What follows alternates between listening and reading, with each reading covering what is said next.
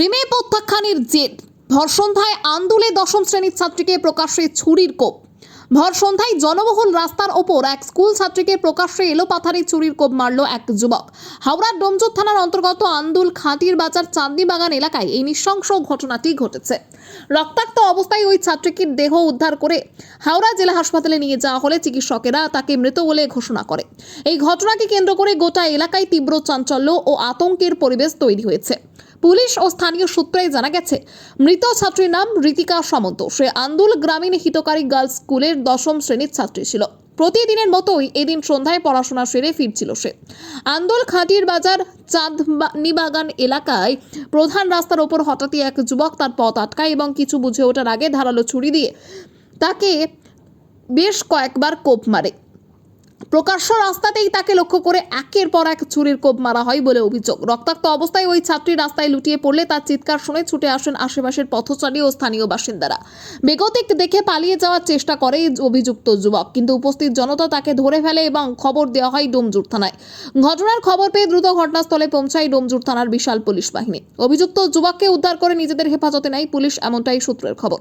আহত ঋতিকাকে আশঙ্কাজনক অবস্থায় উদ্ধার করে দ্রুত চিকিৎসার জন্য হাওড়া জেলা হাসপাতালে নিয়ে যাওয়া হয়, কিন্তু শরীরে অতিরিক্ত রক্তক্ষরণের কারণে হাসপাতালে পৌঁছানোর কিছুক্ষণের মধ্যেই চিকিৎসকরা তাকে মৃত বলে ঘোষণা করেন।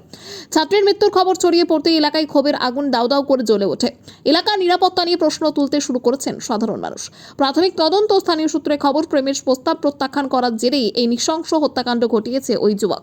তবে ধৃত যুবকের পরিচয় এবং এই ঘটনার পেছনে অন্য কোনো পুরনো শত্রুতা বা কারণ রয়েছে কিনা তা খতিয়ে দেখতে সমস্ত বিষয়টি খতিয়ে দেখছে ডোমজুর থানার পুলিশ।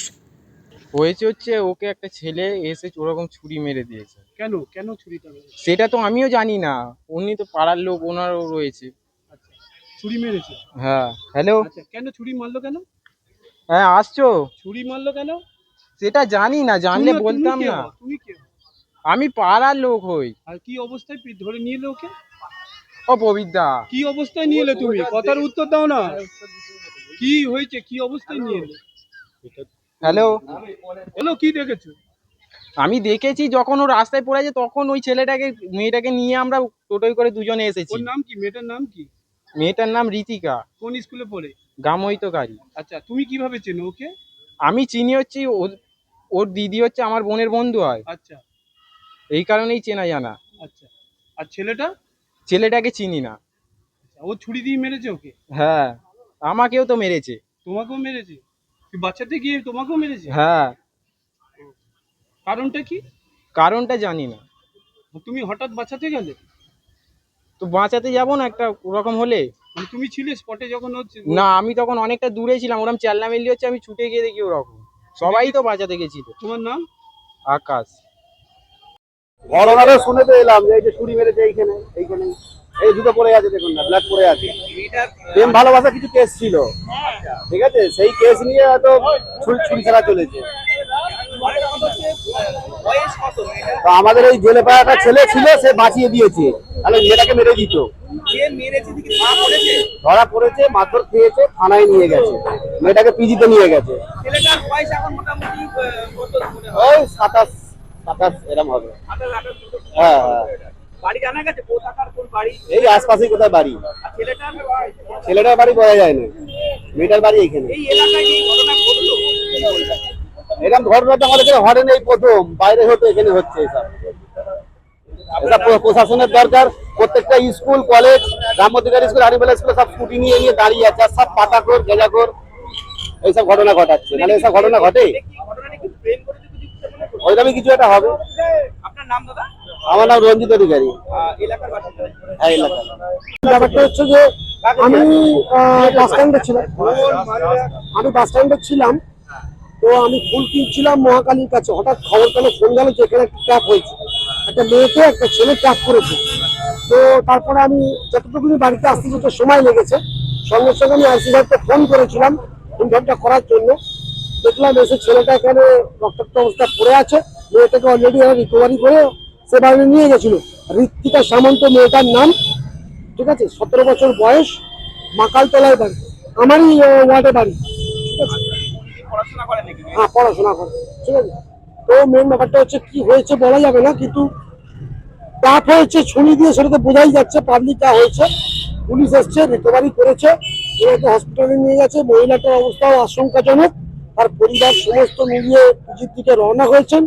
এটাই হচ্ছে ফ্যাক্ট, এটা কোনদিন হয়নি। ছেলেটা দেখুন, পাবলিক ছেলেটার অবস্থা চলছে, আমি বলতে পারবো না, আমি তো ডক্টর নেই, কিন্তু রক্তাক্ত অবস্থায় নিয়ে পেয়েছে, পাবলিক নিয়েছে। মেন ব্যাপার হচ্ছে যে এইখানে এই প্রথম মহিলারিতে এই প্রথম এরকম একটা ঘটনা ঘটলো এই সন্দেহতে। তবে আমরা জানি না, নিশ্চয়ই পুলিশের তদন্ত করবে।